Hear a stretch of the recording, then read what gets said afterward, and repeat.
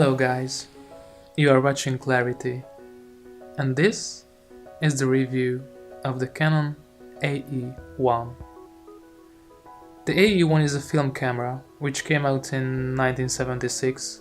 Since there's rising interest in film cameras in recent years, I thought it's about time to give it a review, 42 years after its release. I have never tested a film camera before. When I test digital, I always review color, dynamic range, resolution, high ISO performance, but in this case all those aspects depend on the film you're going to use. So at first I thought, what should we talk about? The answer is, well, we should talk about the feels.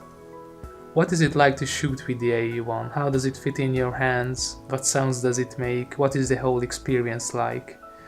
These questions seem only vaguely important in the digital age. Nothing to objectively measure, nothing to quantify. With a film camera, everything reduces to the bare minimum of photography, the experience. The AE-1 feels good in the hands, although there is almost no grip for your fingers, which was quite typical for cameras of this period. It's surprisingly light, the build quality is good, and while it isn't entirely metal like cameras from the 60s and before, the AE-1 feels solid and well built. The top plate is made out of silver painted plastic, the bottom is from brass. The buttons and dials feel very solid and they speak of quality. They click firmly in place, have a great tactile feel, and they just make all the right sounds to please the camera enthusiast.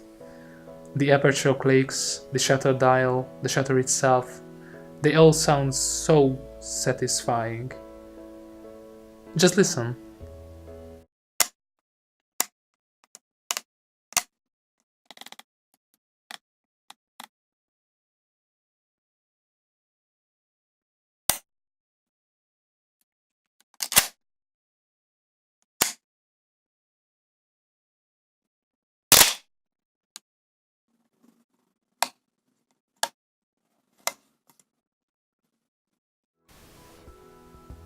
It's the ASMR of photography.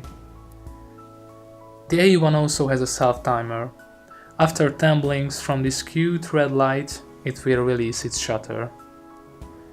Even though I like film cameras, I always find it to be too much pain to use an external light meter. That's why I'm really happy that the AE-1 has an internal light meter. To make it work, you need an LR44 battery, which is still easily available. It's very simple. Just a needle in the viewfinder which points at the correct aperture value, but it does its job very nicely.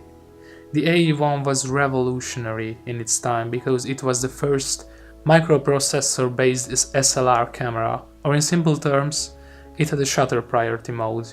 You can set your lens to auto aperture and just control the shutter speed. The viewfinder is huge.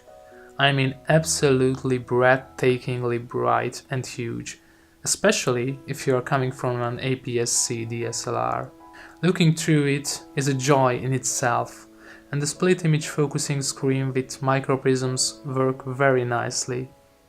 You need to be very precise on wide apertures, remember, it's a full-frame camera after all.